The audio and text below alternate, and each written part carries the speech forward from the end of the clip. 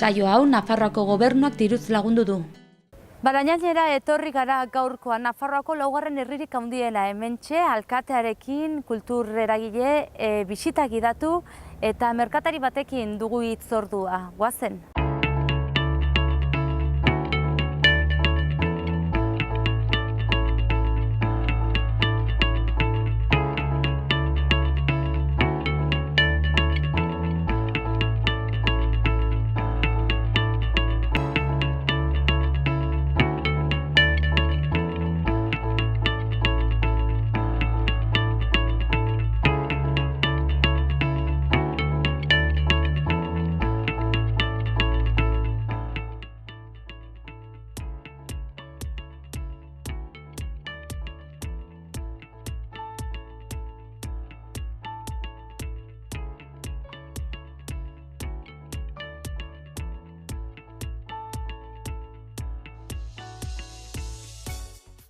Eta gaurkoan Barañainera etorri gara, herri honetako egoera ekonomiko, soziala eta kulturala zein den ezagutzera. Eta lehenbiziko hitzordua bertako alkateekin egin dugu, hementxe dago nire ondoan, Oian Eder, egunon? Kaixo, egunon. Zer moduz? Ongi? Ongi? Ongi, eskerrik asko, gonbitarengatik. Eskerrik asko tartetxo hau eskaintzagatik guri benetan eskertzen dizugu pila bat.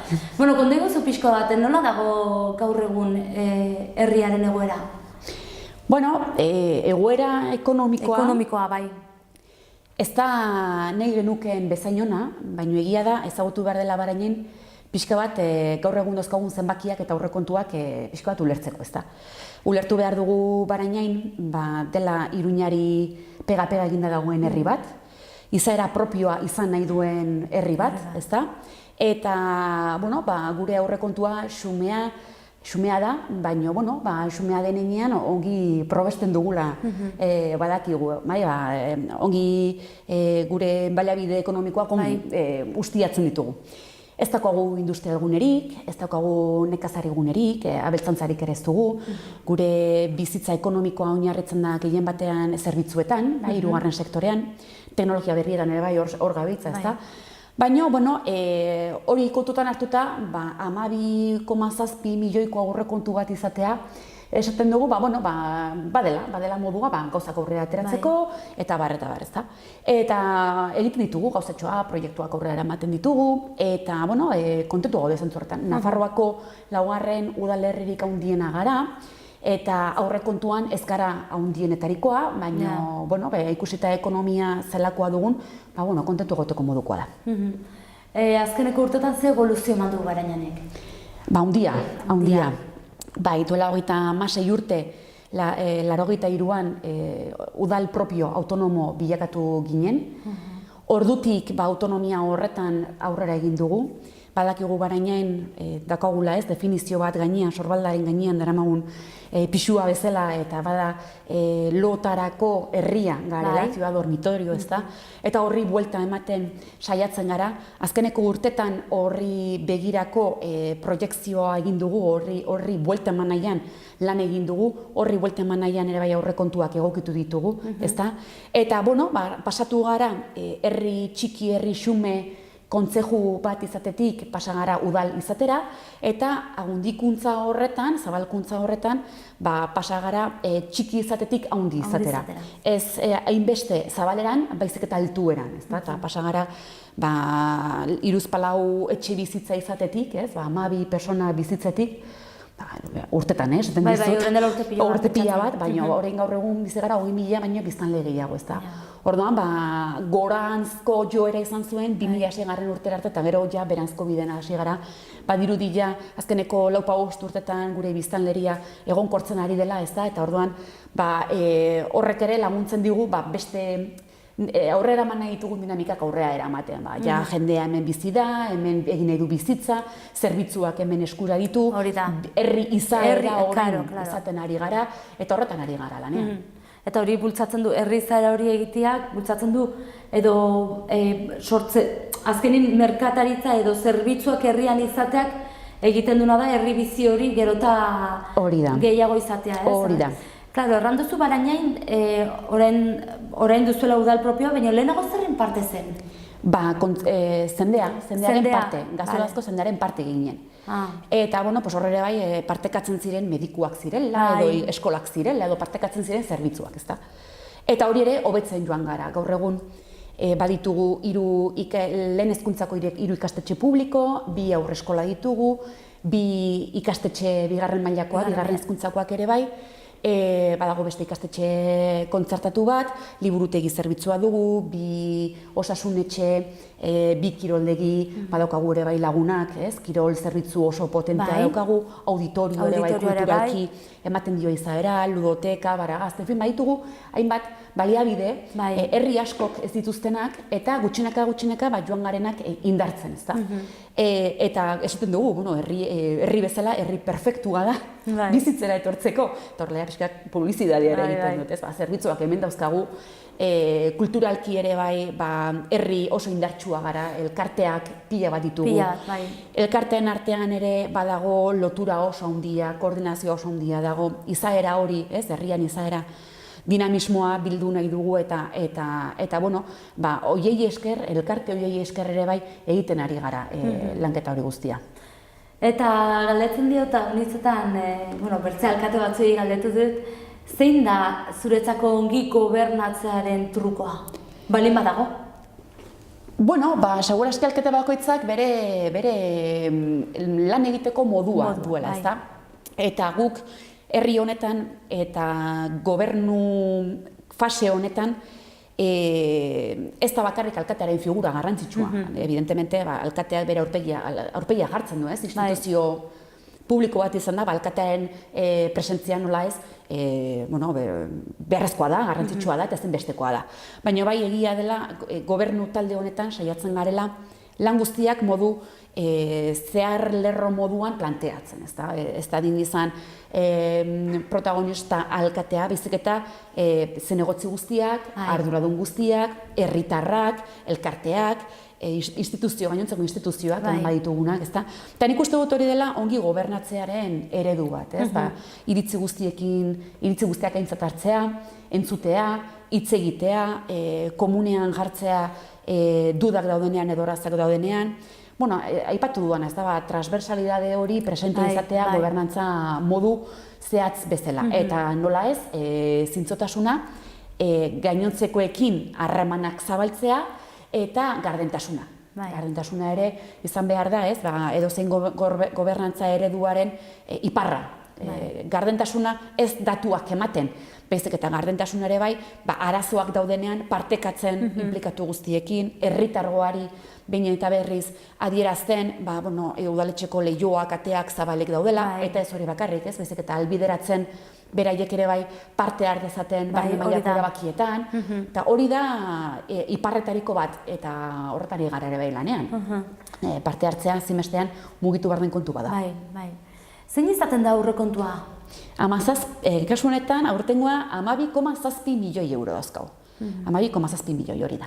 Urtero aldatzen da? Aldatzen da, noski. Aurreikusita dauzkagun diru sarreren arabera, eta aurreikusita dauzkagun proiektuen arabera, eta hor ere gure kasuan oso garrantzitsua den blokea ez, langilegoa, hor asko inbertitzen dugu, hirigintzan ere bai asko inbertitzen dugu, egia da badaukagula remanente bat, herritargoak bere kontribuzioaren aldez eta joan gara ingresatzen diru bat, eta hori urtetik urtera kudeaketa onaren ondorioz haunditzen goazen poltsa bat da, eta urte batetik bestera erabiltzen aldugu diru hori inbertsioak egiteko. Inbertsioak, ez nolaneko inbertsioak, ez batean hor badaukagu lege bat, estatu mailako lege bat, inbertsioiek egiteko modua pixka bat limitatu egiten diguna, eta horrekin ere bai jokatu behar dugu, urteroko kontua izaten da. Eta zaila da. Baina hor daukagu dirutxo bat, 7 milioiko dirutxo kantitate bat, eta urtean zehar inbertsio desberdinak egiten uzten egitera albideratzen digun. Eta zentzunetan aurten ere bai, naiz eta 12,7 milioiko aurrekontu bat izan, joan gara moldaketak egiten aurrekontu horri, inbertsioak egin nahi izateko. Eta zentzu horretan, gehien egin ditugunak, izan da lagunakeko hainbat zerbitzu hobetu, hirigintzari dagokionean estetikoak diren kontuak ere hobetzen ari gara, ezta? Foruen plaza badugu, plaza bat, hobekuntza integral bat egingo dugu, eta, gozatxoak egiten ari gara. Eta momentu honetan, inbertsioak aipatu dituzu, ze proiektuta zaudete sartuak, balin bat zaudete? Aipatu dituanak, hirigintzakoak izan daitezkenak, estalakuntzen hobekuntzak izan daitezkenak, baina gero ere baditugu bestelako proiektuak ere, garrantzitsuak direla kontsideratzen ditugu, izatez gainera, akuerdo programatikoan sartuak dauzkagu, hobekuntza horiek guztiak, eta indartzen ari gara, adostasun dokumentu horretan adierazten ditugun konpromezuak aurrera eramaten saiatzen ari gara, ezta? Eta horretan, zer esanik ez garrantzitsua da etxebizitzaren inguruan egiten ari ditugun proiektu guztiak, ezta? Orain gutxi gora bera, gutxinaka gauzatzen joango gara, baina bai Nasu Binsarekin elkarlanen ari gara, Nafarroko gobernuarekin ere bai elkarlanean, eta hor proiektu batzuk gauzatzen ari gara, ezta? Badakigu etxebizitza huts asko badaudela herrian, eta horiei ere bai irtenbidea eman nahi diegu, eta nola ez, herritik joan behar izan diren gazteak berriz ere herriratzeko proiektuekin ari gara, eta Eultzako partzeletan badago aukera eraikitzeko, Nasu Binsarekin ere harremanetan ari gara, eta interesgarriak, etorkizunera begira interesgarriak diren proiektuak dira. Bale. Bertako zara, Barañaingoa zara? Bai. Zer aldatuko zenuke hemendikan, zure herritikan? Balin badago zerbait aldatzeko? Bai. Segurazki aldatuko nukena, ez hainbeste azpiegitura aldetik, azken batean horiek hobekuntza puntualak izaten dira, ez da?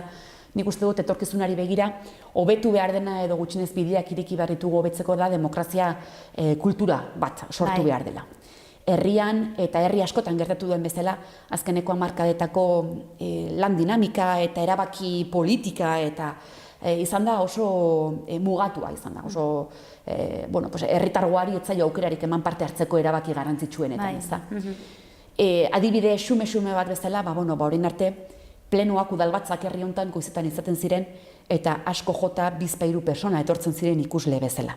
Legealdi honetan egin dugun aldaketa nagusetariko bat izan da injustu ere udalbatzak goizetan planteatu beharren atxaldez, eta hola jende gehiago etortzen da, askotan daukagu aretoa beteta, eta ez hori bakarrik, bideogintzaren bidez ere bai, teknologia berriei esker, aukera daukagu estremin bidez bideoak udalbatzak zuzenean emititzeko, eta gero gainera aktak ere bai aldatu ditugu, orain bideoaktak ditugu, grabaketa bat esertzen da, eta hobekuntza txikiak dira, baina esaten dudan demokrazia, kultura horretan aurrera pausoak emateko, ez? Aipatzen dugu parte hartze kultura bat sortu behar dela, gazteekin egin behar den lanketa bada, eta nik hori bai aldatuko nukela, ez? Generazio berriei begira, generazio helduek izan ez duten aukera hori bidea eman behar diogu horri, ez? Parte hartze horri, eta garrantzia eman eta protagonismoa eman pertsona gazteei. Eta gazteak ez dute esaten 18 urtetik 30 urte bitarte, baizik eta txikiagoak direnei ere bai. Umeak direnei gaur egun, eta albideratu behar da parte hartze markoak zabaltzea. Eta gainera horiek izango direla gero herriko etorkizuna, ez? Hori da. Zure herriak badu bizia, orduan. Bai, badu bizia eta biziagoa bilakatu nahi dugu. Eta bilakatu nahi duzu biziagoa. Bai, pentsatzen dugu horretarako harremanetan asko sakondu behar dela. Zer esanik ez dago, elkar bizitzan indarrak egin behar ditugula.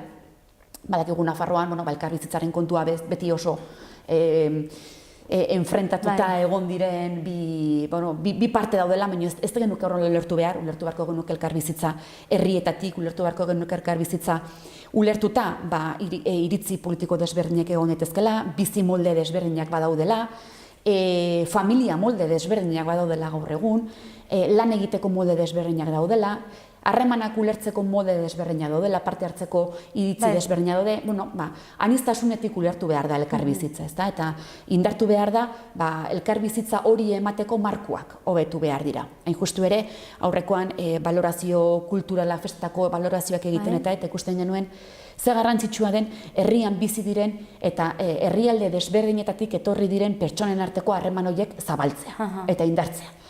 Aurtengo pesetan egin dugu, ekitaldi oso xume baten bidez, baina bai ados gaudela harreman horiek sendotu behar diren ideia horretan.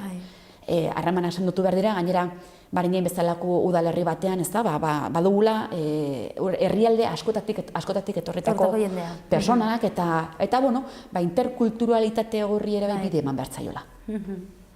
Eta azkeneko galdera, nola gustatuko zitzaizun zure agintaldi bukaeran oroitzia jendeak?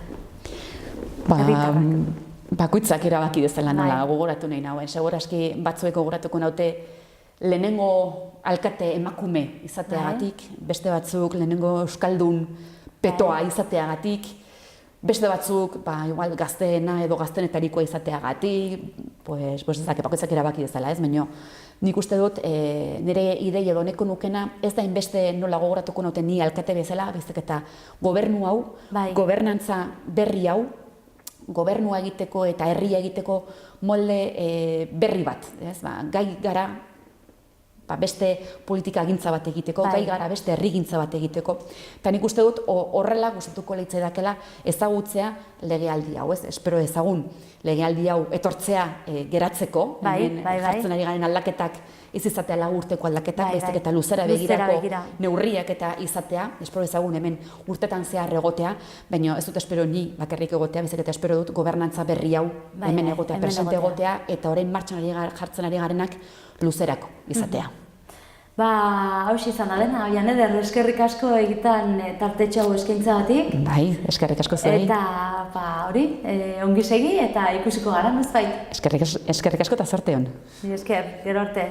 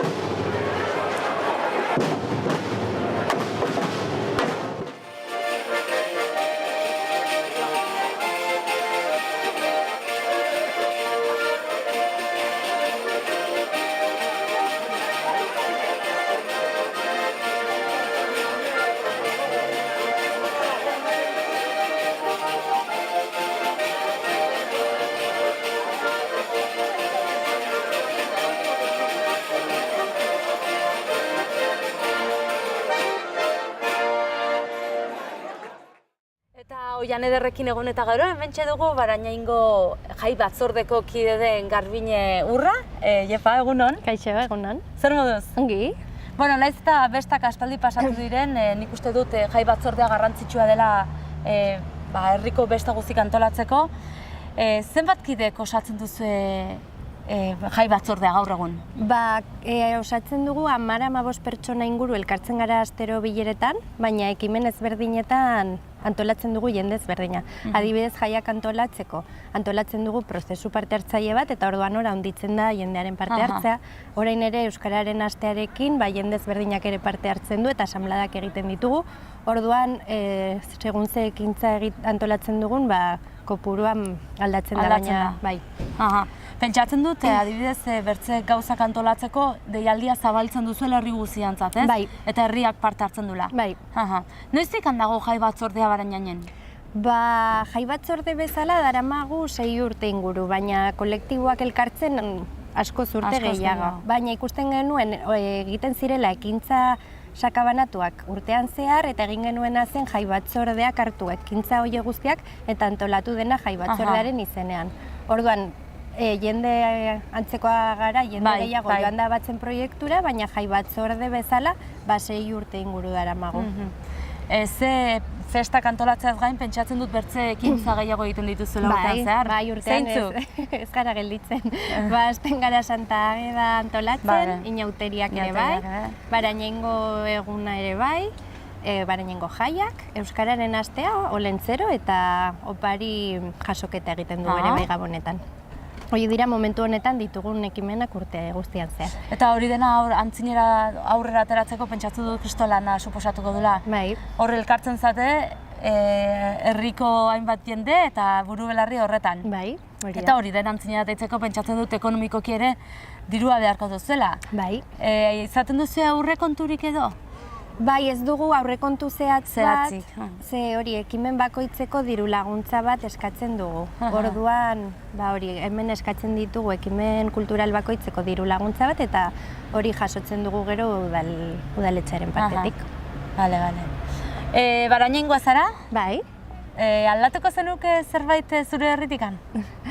Gustatuko litzaidake, jai batzorde bezala guk lan egiten dugu Barañain herri biziago bat izateko eta hortan ari gara, baina gustatuko litzaidake jendea gehiago parte hartzea Barañaingo ekimenetan, bizia ematea gehiago herriari eta pixka bat hori parte hartzea, jendeak gehiago parte hartzea.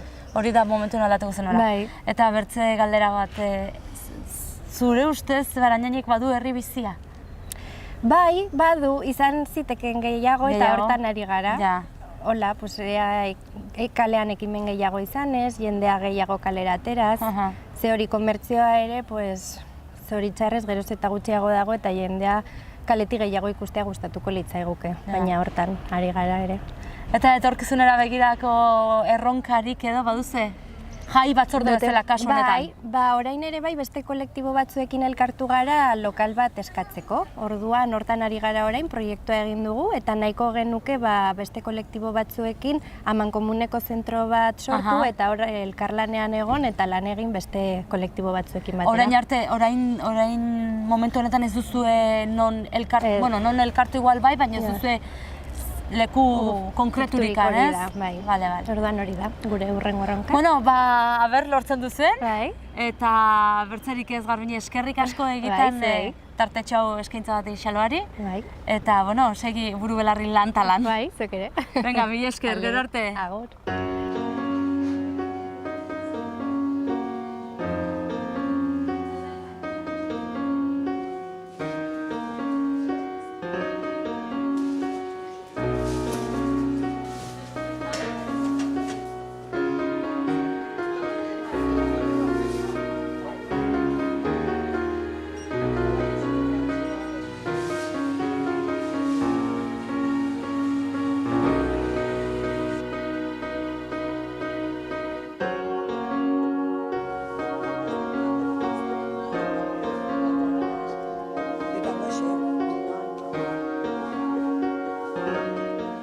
Eta Barañainen segitzen, etorri gara Merlet dendara eta hementxe dugu dendako nagusi den Erik. Iepa, egunon? Egunon. Zer moduz? Ondo, lanpetuta osake ondo. Bale, agitzongi. Tarte txiki bat kenduko dizu lagu galderatxo egiteko. Noiztik zaude denda honetan edo noiztik sortu zenun denda? Zaron 5 urte ingo ditu. Orduan denda nahiko berria. 2012an. Denda berria dela. Zuk eramaten duzu dena? Bai, baina hartan nahiakin hon naiz, abilen artean indeu. Aitzongi. Ikusten duzuzuk krisiak eragina handi izan dula dendan? Ez dakit, zego hasi ginean... Kontsumitzeko... Pixkanaka hasi gehar, orduan ez daukagolako historiala jakiteko krisia aritua, ez. Pixkanaka gero eta gehiago saldu dugu, esak ondo. Pozik gabe, ez egun nabaritu. Ez oso nabaritu. Ez. Bale, eta zuretzako ze uste duzu denda bat herrian izateak ze alde positiboak ditu zuretzako? Hurbiltasuna, batez ere, jendearekin harremana, azkenen auzoko bizitza edo egiten da. Beste denda motatan nik uste gutxio galdu egin dela hori. Eta sentzu horretan, jendearekin harremana, bai. Eta aipatu dizut alde positiboa, baina pentsatzen dut olako denda bat edukitzeak ere badula alde negatiboa, ez? Direla igual mehatxuak edo ahuleziak, ez? Azkenen enpresa hondikin konpetitu behar duzula, eta horrek azkenen ite izu zure margenak edo murriztu behar dituzu eta lan gehiago egin, baina, bai. Baina hon borrokatzen poliki aurrera ateratzeko, ez da? Bai, hori da. Etorkizuneko helbururik? Ez, jarraitzea, orain arte bezala jarraitzea, jendeak ondo onartu igu, hola jarraitzea, bai. Horrekin nahikoa dugu. Barainainen duzu denda, zerbait aldatuko zenuke Barainandikan? Ez, igual hori, auzoko denda gehiago edo botatzen du faltan, hemen adibidez kale honetan oso gutxi dago. Eta hori nabaritzen da, azkenen auzoko bizitza egiterakoan jendea beste toki batea joeten da eta hori ere galtzen da. Azkenin herri bizi hori, herri giro hori egiten du komertzio txikia hemen bali badaude. Hori da, bai. Osongi, Erik, hauxe, jazta ez dizut denbora gehiago kenduko, utziko dizut lanean. Eskerrik asko. Mila esker zuri, tartetxo hau guzti batik hemen elkarrizketa txiki hau egiteko. Oso ondo, zuri. Eta ongi segi.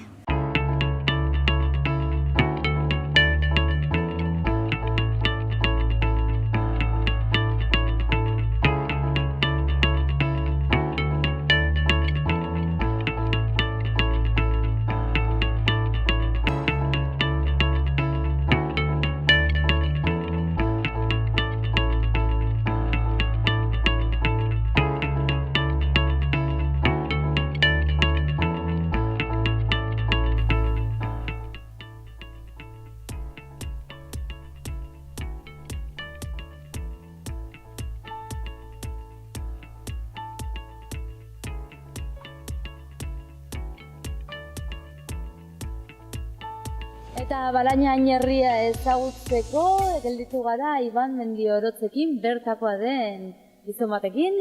Egunon? Egunon, bai. Ongitorriak oso ongi. Bueno, eta eskerrik asko, Zuei. Bueno, kontaiguzu pixka bat, ekarrikatizu lehenbiziko puntu honetara delako zerbait berezia, edo Barainainen gelditzen den gauza berezienetako bat. Barainera hurbiltzen den jendea, normalean bakarrik ikusten ditu edifizio berriak, baina oraindik gelditzen da aintzinako Barainaingo den alde zaharra. Bakarrik gelditzen zaigu, Eliz hau, San Estebaneko Eliza. Bitxia da ere Eliz hau, ze orain dela 5 urte ortodoxoek hartu zuten, eta orduan Nafarroan dagoen Eliz ortodoxo bakarra.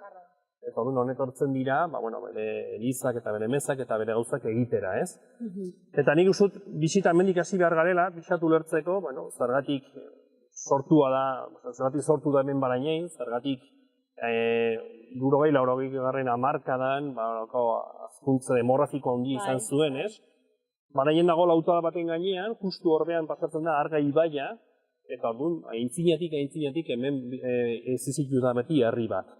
Badakigu erromatarren garaian ere, batzegoela hemen bilaren bat, zerbait, eta aurristorian ere aztanak aurkitu dira Barainainen.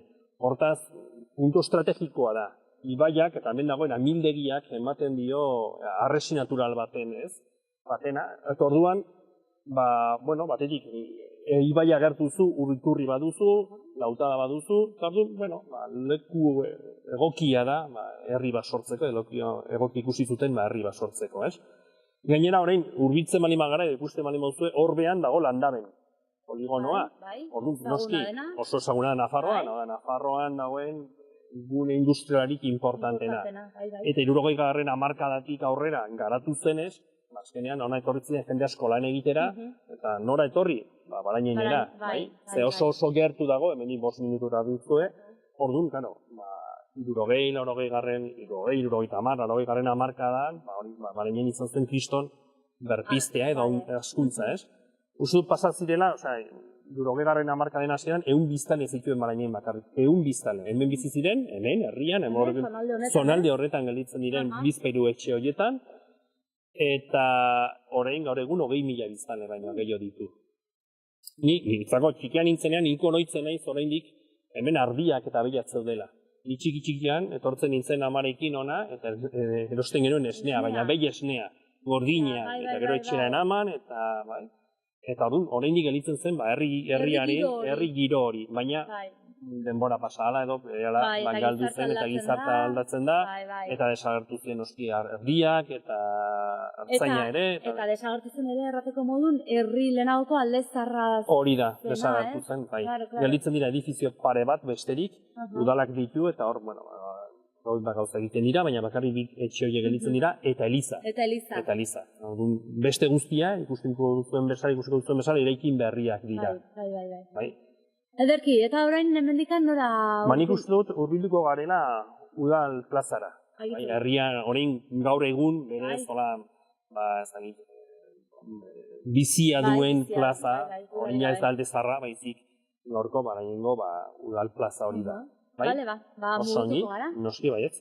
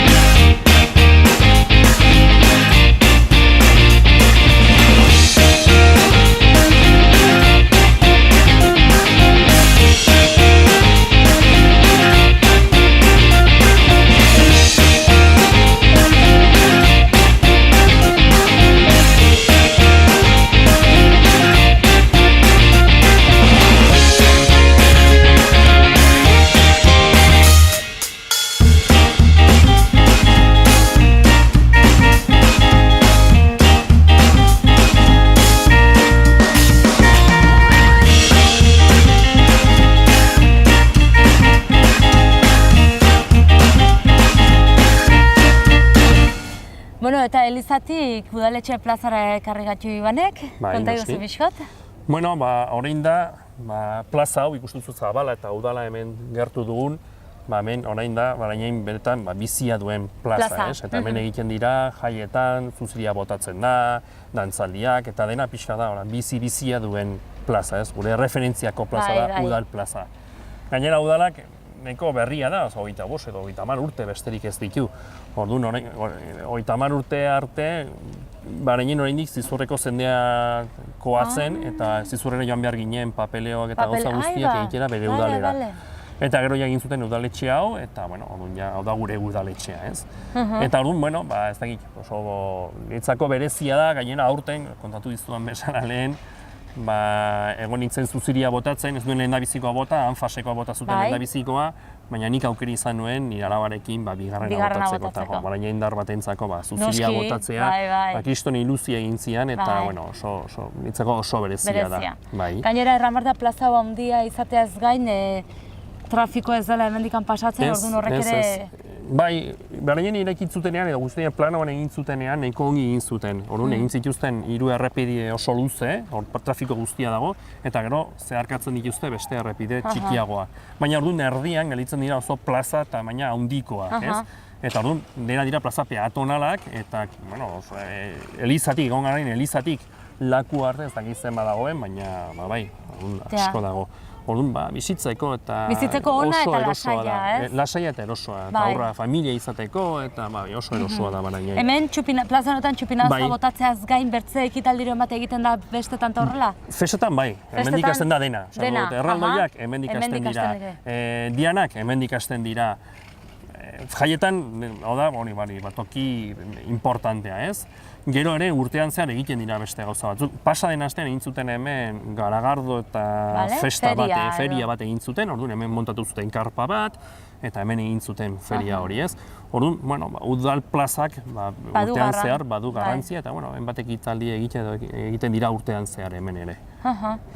Eta plazatikan, plazalde batera utzi, eta aipatu duzu, hemendikan joan ta zuzen, dagoela lakua, ez da? Bai, hau da... Neri pixka sartu zaitola txirrinta ezagutzeko. Jakitiko zaren lakua, nola, hemen, ez? Bai. Ba, joango gara. Bai, agitzongi.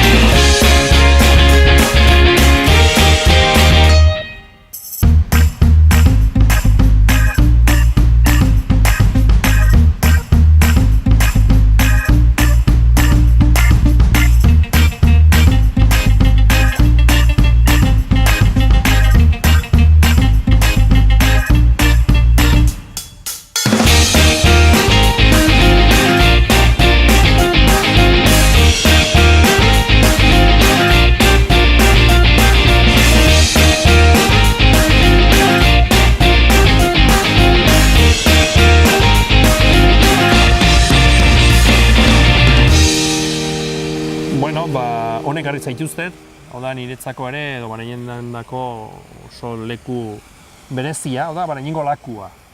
Bai, egia da, hori, pixat, Barainen eraiki zutenean, 80. hamarkadan gelditzen zen bakarri zona hau eraikin gabe, eta nik uste dut, buru honarekin pentsatu zutela, bai. eraikinak eta edifizioak egin beharrean, Barainenek behartzuela, olako leku berdea, zuaitzekin, eta aizialdirako tokia, ez? Eta, bueno, hau da gure tokia, paseatzeko, familiarekin, lagunekin, bai? Gure laku artifiziala hemen badugu, baina... Hau da hundia, eh? Hau da laku hundia. Hor txikia dago, asarren dago txikia iturriekin eta hau da gure laku hundia artifiziala bada ere, ikusten duzu bezala, ateak etorri dira, hau da pasan etorri ditakoak eta gelditu direnak gurekin bizitzera. Eta, kanpotik etortzen den jendea gu oso ongi hartzen dugu.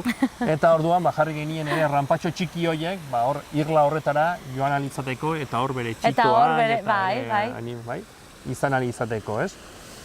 Eta, ere, berezia da ere laku hau, ze, landatu zituzten zuaitz mota asko daude. Orduan, da erdi parke botaniko, da gure erdi parke botanikoa, ez da bakarri zuaitza, baizik, ikusten zuten bezala, izena dute, mota ezberdina berizteko, eta ez dakit zenbat daude, baina asko daude. Ikusi dugu. Hasieran, ikusi dugu kartel horretan, kartela jartzen zuen. Zenbat zuaitz mota ezberdina da, eta batzuk bereziak eta gutxienez Nafarroan ezin direnak ikusi, ez? Orduan da gure erdi parke botaniko txikia ere. Gainera egiten alda, ez? Parkean ingurutikan zuaitzetikan ibilbidetxo bat. Hori da, eta ikusten dituzu, izenak eta ze motatakoak diren, eta hori guztia, bai. Eta hemendik ere jaietan botatzen dira zuziriak. Hau erabiltzen da, hemendik botatzen dira zuziriak eta jende guztia lakuan eserita ikusten ditu zuziriak eta leku berezia. Aipatu duzu ere gu kamalak grabatzen ez zigun bitartean ari ginela hitz egiten, aipatu duzu ere bazegoela anfiteatro txiki bat eta horre egiten dituzela ekitaldi desberdinak. Sarreran, hor sartu eta eskuinera, hor dago anfiteatro naturala edo eginako, egin zuten anfiteatro txiki bat. Eta hor ere jartzen dute batzutan estenatoki bat, eta hor egiten dira gauzak ere urtean zehar, kontzertuak, eta hainbat gauza jaietan ere, montatzen da hor, eta egiten dira gauzak. Eta berez, aukera ematen du, kanpoan egoteko, eta esertzeko, eta ikusteko, eta oso leku eroso eta polita da.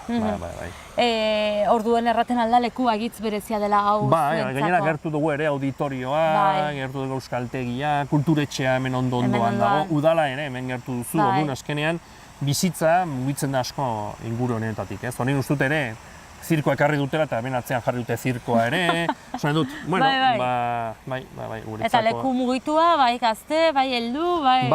Baraine badu kriston bizitza kulturala. Kostatu zaio, azkenean, ia 60. hamarkadan sortu edo haunditu zen herri bat da, eta gero kostatzen da ere herri kutsu hori hartzea, ez? Baina, lortu du, baditu talde pilo bat, talde kulturala, kirol taldeak, hori mugitzen du asko. Jendea ja sentitzen du Barainain bere herria bezala, eta hori oso polita eskertzekoa da, bai. Zuk zerbait aldatuko zenuke Barainain dikan? Barainendik ez zerbait aldatu? Baina, ze galdera. Ze galdera, Bai. Komprometitua. Hombre, pentsatzen dut beti izango direla gauzak aldatzeko eta hobetzeko baldin badire, momentun? Seinale horrez egidale zer bururatzen. Orduan seinale ona. Oso seinale ona. Ez dakit zer aldatuko nuke Barainainen... Igual ez duzu deus aldatzeko eta pentsatzen duzu momentun Barainain bizitzeko herri ona dela. Niretzako lehen esan dizut kabaleri kanpo, haien ez da herri, eraikinak ez dira oso politak, ez duzu ere aintzinako, ez dakit, eliz oso polit bat edo, baina oso toki erosoa da bizitzeko, eta familia izateko, eta lagunak, eta elkarrekin, leku erosoa eta polita da, bai. Orduan, ez dakit zer aldatuko nuke hemen, aldaketa handiak, ez dakit zer ingo nuke, gauza gutxi ingo nuke, nik uste dut dagoen bezala uztea hobe. Batzutan bai. Aldaketak egin beharrean, batzutan uste badituzu gauzak dauden bezala, hobe. Bai. Ba, ederki, Iban, lista hoxe izan da dena? Mila esker gauzituz beta horrek kendu, jo. Bueno, lasai. Bai, eski ematen digu Eguzkia eguzkia dago, gaur azkenean. behintzin eguzkia dugu eta goxatzen ari du. Bai, goizean Pues- fresko, baina orain ja, bai, gozatzen da eguzkia. Ba, hoxe izan da dena egiten, eskerrik Ba, asko, mila tartetxo hau mila esker zuei. eskaintzatik guri, Ba, nire aukera emateagatik ere nire herria erakusteko eta ez da eskertzen dizuet eta ba, itzuliko gara, lasai. Bai, itzuliko zarete? Bai, Bueno, pentsatzen dut bueno. itzuliko garela. Osongi. Ba, ongi presa egon segi, gara, eh? Bai, berdin. Egonen gara, bale? Bale, osongi, Venga, gero bale, arte. agur, bai.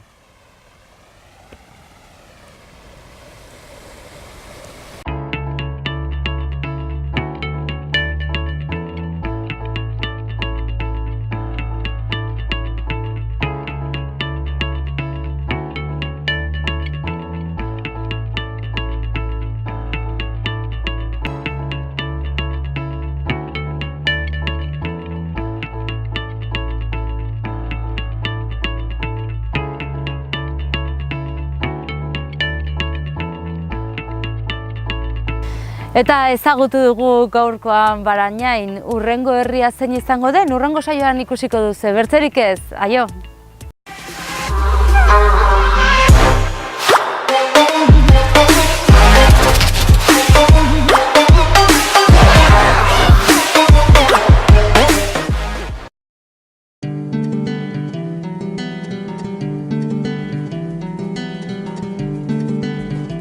Saio hau Nafarroako Gobernuak diruz lagundu du.